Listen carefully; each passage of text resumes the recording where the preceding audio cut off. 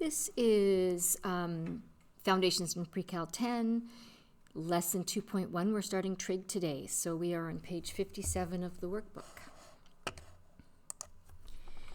So trigonometry is the study of triangles and their angles that are in them.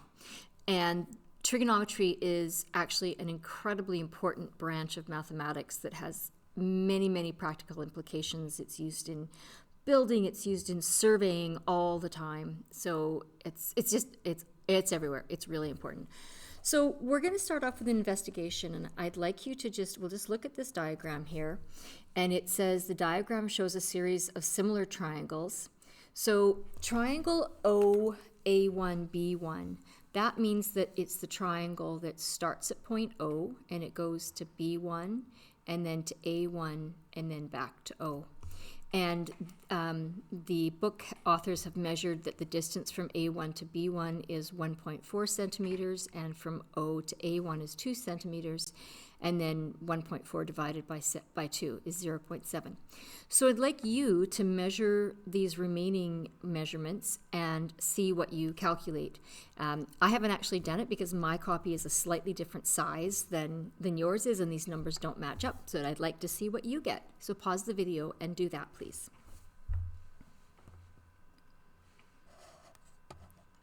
Okay, if you've actually gone ahead and done that, you should have found that you got the same number here. It should be the same number for all of these. And so from that, we conclude that somehow the ratio of side AB to AO is somehow connected to the size of this angle, 35 degrees. So we've done it in 4 different triangles. So but they all come out the same, and the thing they have in common is that angle of 35 degrees. So let's do that again. Do that for another triangle and see what you find.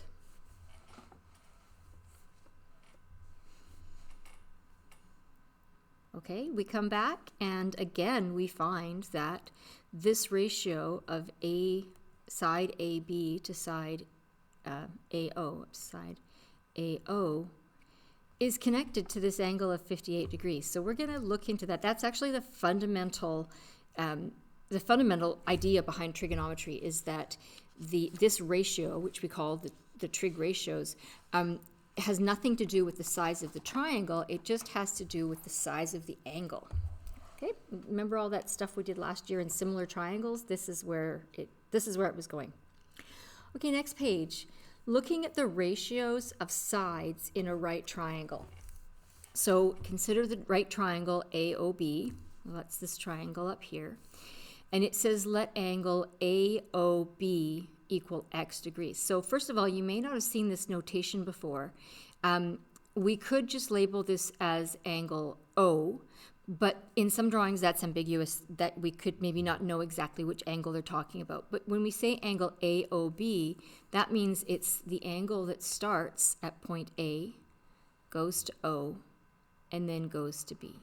So we know clearly that we're talking about this angle right here, which has been labeled as x degrees, okay?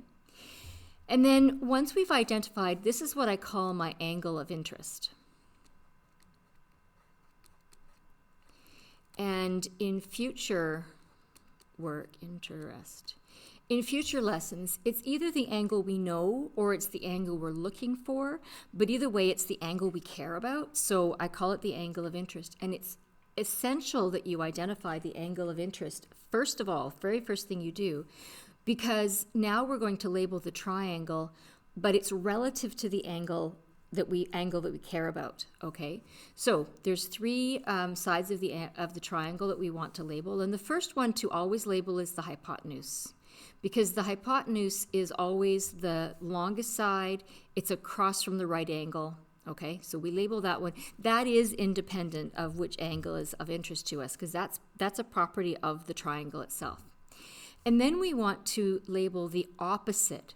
So if this is our angle of interest, then the one across from it is the opposite. We label I usually label it with just an O, but you could use OPP. and the hypotenuse. And then the one that's left is the one that's adjacent to the angle we care about. So that's the ADJ side.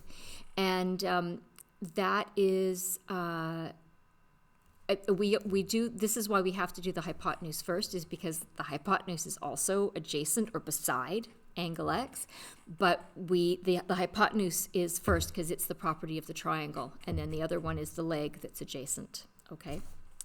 So on these two triangles, I'd like you to go ahead and label H, O, and A on each of these triangles, and then check your answers, because this you have to be getting right. If you don't get this right, everything you do will be wrong, and that would be tragic. I do have actually a whole page of practice for this, which I'll probably hand out when I give you this lesson. So pause, go do that. Okay, we're back. This is my angle of interest. So my hypotenuse is always the long side, and then I do the opposite and the adjacent. All right, and then on the other triangle, here's my angle of interest. This is the hypotenuse, opposite and adjacent. Okay, now if you did not get those completely right, and it's not like, oh, you completely get it now, please ask for some extra practice. It's essential that you get those right. Okay. All right, the angle, or the ratio of AB, the ratio of AB over OA in this diagram at the top of the page is the same ratio that we used on the first page. And this ratio can be written as, if we're looking at this, it's the opposite over the adjacent, or we can abbreviate that as OPP over hypotenuse, or most people I know just go O over H. And this is known as the tangent ratio. And there are 5 other ratios that we can name. You can read over these. Do note, though, that these ones on the right, these are only higher level math courses. We're not going to look at those at all in grade 10. At least I never have, so I'm not sure what's in this book, but we should never look at those. But the sine ratio, the cosine ratio, and the tangent ratio, these are what we call the primary trig ratios, and that's what we're going to be looking at in this course, okay? So how in the world do you remember that? Well, there's this handy little acronym that you probably have even heard somebody say, SOHCAHTOA. So they've got it written here as SOHCAHTOA, but it's actually better if you write it as SOHCAHTOA,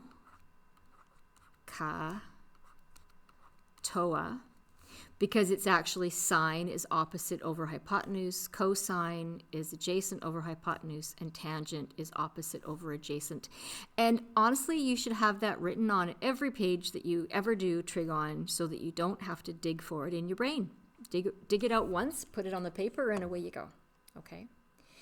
Okay, now we're in another example. So we're going to use this, and we're going to calculate the sine, cos, and tangent ratios of these the angles in these two triangles. Okay, so let's do example A first. First thing I'm going to do is make sure that I've clearly identified my angle of interest, and then I'm going to label my triangle. So I've got the H, the hypotenuse, the opposite, and the adjacent. And then the sine ratio is going to be the opposite over the hypotenuse. So on this one, we're going to label this as, so there's not much space there, so I'm going to do it over this way. So the opposite side is side DE, meaning it goes from point D to point E, and the hypotenuse goes from E to F. And if you say FE, that's fine. We usually put them in alphabetical order, but it's not essential, and sometimes there's a good reason to do it a different way, but if there's no reason to do it otherwise, I'll put it in alphabetical order. The cosine ratio for angle X is the adjacent, which is DF, over the hypotenuse, which is EF. And the tangent ratio for angle X is opposite over adjacent, so that's DE over DF. All right. Now this one I'm going to do a little bit different. I am going to label my my angle of interest and my hypotenuse and my opposite and my adjacent, But instead of using the 2 letters to label my side or to name my side, I'm going to use a single letter. Now, there's a convention in mathematics where when we have a triangle, and this only applies to triangles, that the side gets the same letter as the vertex or corner that it's opposite, but the side lengths are, this is universal in math, is the side lengths are always lowercase letters, and the vertices or the corners are uppercase letters. So since this is a capital S, the hypotenuse can be labeled with a small s. And since this is a capital V, I can label this side with a V. And since this is a capital T, I can label this with a small t. Note that my small t does not look like a plus sign. That is just so I don't make silly mistakes. And seems to me that when I started doing trig, I would do OPP so that I don't mistake that 0 for opposite, or the O for opposite to be a 0 or something else. If you're going to do better with calling this adjacent and this hypotenuse, go right ahead. Everybody needs different step stools to keep them going, all right? So you do what makes sense for you, okay? Now, one thing that makes sense for me, and I do encourage my students to do this, because the more times you write the formula down, the better you're going to remember how to do it, okay? So sine ratio. So I'm going to introduce you to something else. So sine theta equals... sine is opposite over hypotenuse. So let's go down to the very bottom of the page, and I want to write this out, that this symbol, which is like not quite a circle, but more of an O, that is theta. It's the name of a Greek letter, and it is because Greek letters are commonly used as variables for angle measures.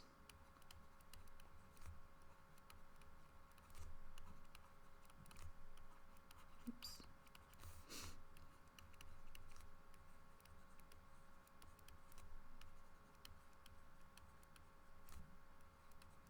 Okay, so this is another convention, right, where we use capital letters for the vertex, or that's the point where the two lines meet.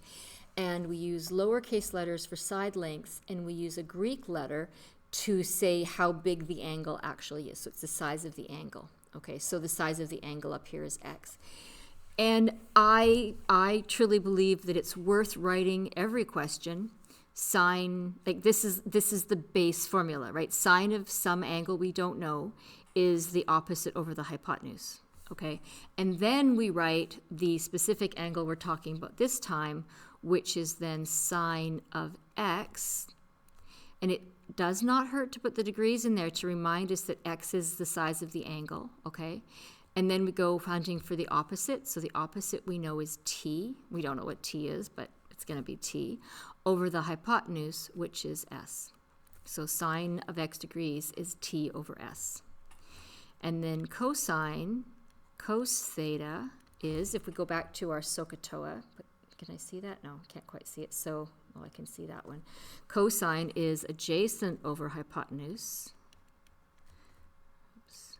So sine of x degrees is going to be my adjacent, which is v, over the hypotenuse, which is s. And then tan theta, so tan of any angle theta, is the opposite over adjacent, TOA. So tan of x degrees is going to be the opposite, which is t, over the adjacent, which is v. It seems complicated, but it actually does get easier. Well, as everything, it gets easier with practice. Okay? All right, last example in this part of the video. Complete the work below to express the three primary trigonometric ratios relative to angle A as rational numbers and in decimal form to the nearest thousandth. So the nearest thousandth, that means 3 decimals.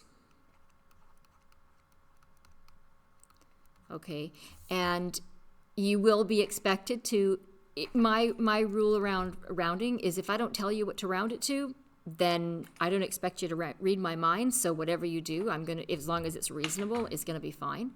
But if I do say you need to do it to the nearest thousandth, then that's what I'm expecting, okay? And a rational number usually means they want it as a fraction. So I'm going to let's write this all out again, okay? So we go sine. So sine theta is so katoa, so it's opposite over hypotenuse. So sine of A, oh, I didn't label my triangle, did I? We need to do that. So here's my angle of interest, hypotenuse, opposite, and adjacent. So now I can do this. Sine of A, I know that sine of theta is opposite over hypotenuse, so sine of A is going to be the opposite in this case, which is 20 over 29, the hypotenuse. So it's 20 over 29. And that is as low as I can reduce that ratio or that fraction. And if I throw it in my calculator, I get 0.689655 and some zeros or something. And that, if I round that to 3 decimals, is 0.90. And you do need that 0 on the end there. And if you're not, because if I come back to round this just as a reminder, if I'm rounding it to the third digit here, I look at the 6, and since the 6 is 5 or higher, it means I have to increase the size of this by 1. So this becomes 10 and carry the 1, so this becomes 90. But if I just write 0.69, that's only to 2 decimal places, so I need 0.690. If you are having trouble with that, please get some help in class, and I will walk you through that. I find that that's one of those things that I often have to sit down with every single student in class for that to make sense. I sit down individually with them. Okay, cosine. So cos theta. So ka, it's adjacent over hypotenuse. So the cosine of A degrees is going to be my adjacent, which is 21, over my hypotenuse, which is 29. So it's 21 over 29. That does not reduce, so let's put it in the calculator. I get 0.724. So make sure that you actually take your calculator out and do these calculations and make sure that you are getting the rounding correct, okay? And then we have tan theta is opposite over adjacent, so katoa. So tan of A degrees equals 20 over 21, which is 0.952. All right, go ahead and do questions 1 to 3 in the practice work, and then come back because there's another page of lessons, all right, in the next video. Bye.